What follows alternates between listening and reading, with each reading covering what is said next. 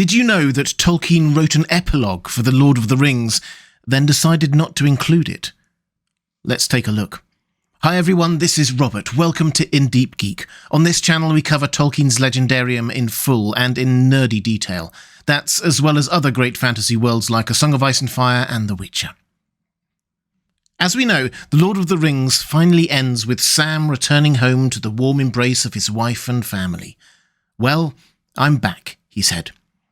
I did another video setting out exactly why Tolkien decided on that ending, but the truth is that for a while, quite a long while, Tolkien was actively planning on adding on an epilogue, also based in Bag End and focused on Sam and his family. In a letter to his son Christopher Tolkien in 1944, enclosing some of the latest draft of The Lord of the Rings, he says this about the end. And then the clearing up of all loose ends, down even to Bill Ferny's pony, must take place. A lot of this work will be done in a final chapter where Sam is found reading out of an enormous book to his children and answering all their questions about what happened to everybody. So we would find out what happened to Legolas and Gimli and Merry and Pippin and all the rest of them from Sam rather than picking through the appendices. Tolkien seems to have kept up this idea of a final chapter or epilogue for the next few years of writing, and indeed expanded it and written it up in full. In his letter to Milton Waldman, his publisher, in 1951, so 7 years later, he writes this. There is a brief epilogue in which we see Sam among his children, a glance at his love for Eleanor, the elvish name of a flower in Lorien, his eldest, who by a strange gift has the looks and beauty of an elven maid. In her, all his love and longing for elves is resolved and satisfied. He is busy, contented, many times mayor of the Shire, and struggling to finish off the Red Book, begun by Bilbo and nearly completed by Frodo, in which all the events told in The Hobbit and The Lord of the Rings are recorded. The whole ends with Sam and his wife standing outside Bag End, as the children are asleep, looking at the stars in the cool spring sky. Sam tells his wife of his bliss and content, and goes in. But as he closes the door, he hears the sighing of the sea on the shores of the world. Which sounds lovely, though it obviously wasn't included in the final draft that got published. We'll come back to why in just a moment, because we do have a copy of that final version of the epilogue, included in Volume 9 of the History of Middle-earth, edited by Christopher Tolkien. The basic setup is this. It is the year 16 of the Fourth Age of Middle-earth. Sam and Rosie are settled in Bag End with their currently 8 children. Another 5 will come along in due course. Impressive work. Sam is relaxing in the study of an evening, writing notes that will help him complete Bilbo's Red Book that had been passed on to him by Frodo. He's trying to answer the questions his children have asked him about what happened to Gimli and Legolas, the horses and the Ents.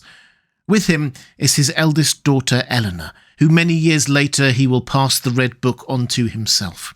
It's her birthday, and she wants to talk. So they talk about the fading of the elves and her desire to see them, about Frodo and Sam's secret hope that perhaps one day he may see him again, and about a letter that has arrived from King Elessar, that's Aragorn to me and you, announcing that he will be visiting the Shire shortly, or, more precisely, that he will come to the Bridge of Barad-dûn, for he has banned men from entering the Shire and applies that to himself as well as to anyone else.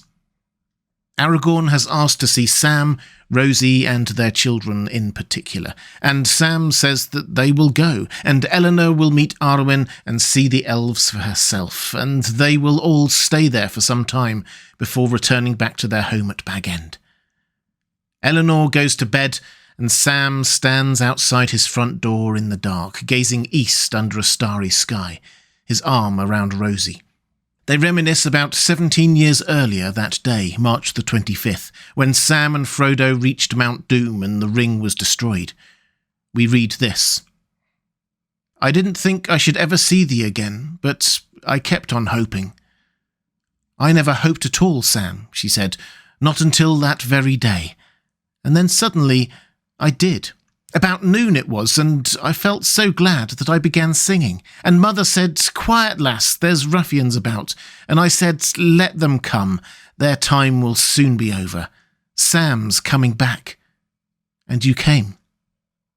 "I did," said Sam, "to the most belovedest place in all the world, to my rose and my garden."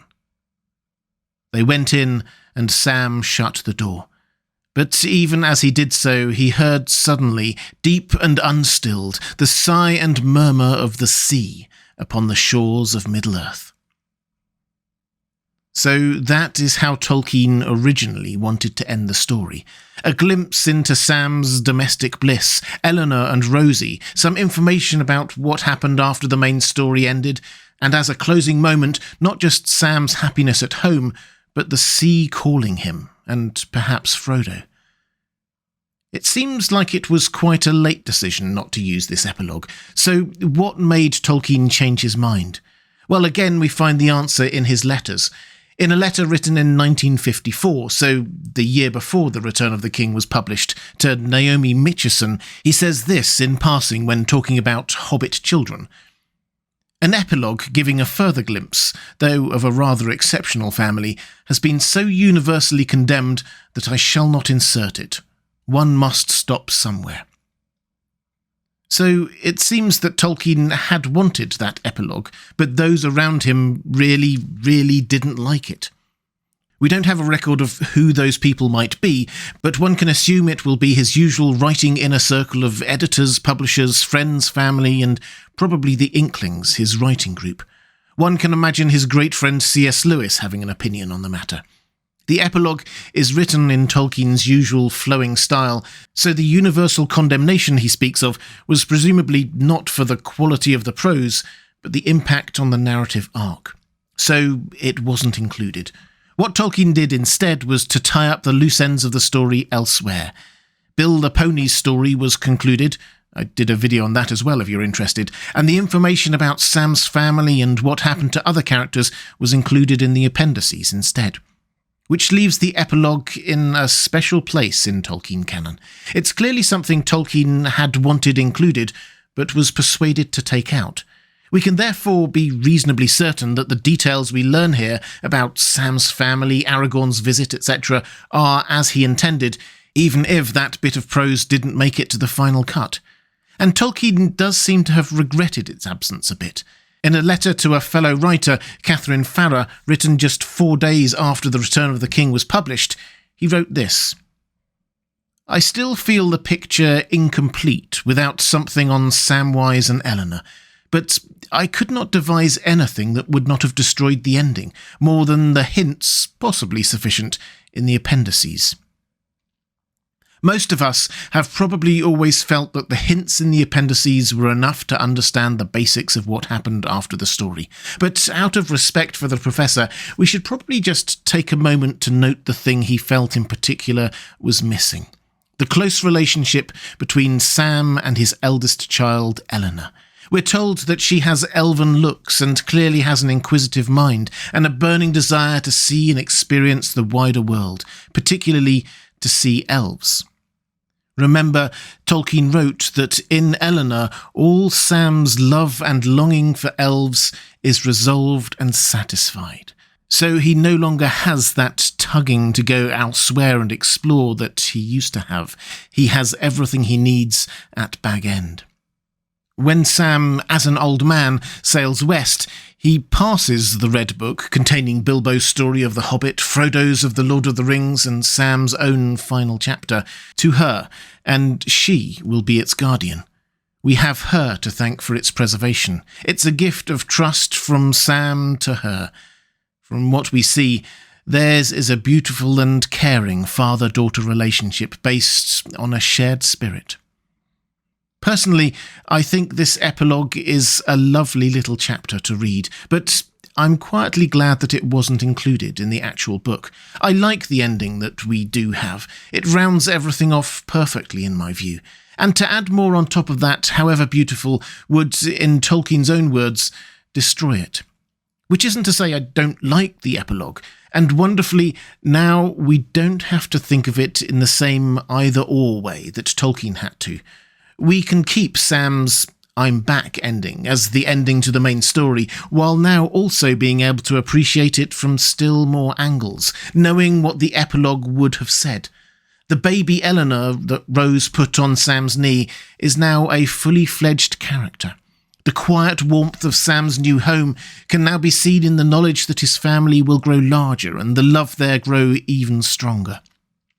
And Sam's sadness at losing his dear Frodo can be tempered with the hope that he might see him again one day.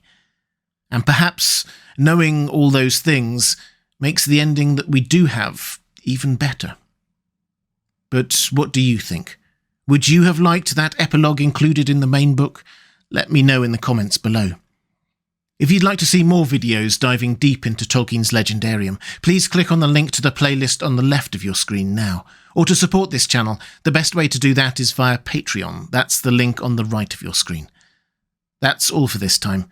Thanks for watching. I'll see you again soon.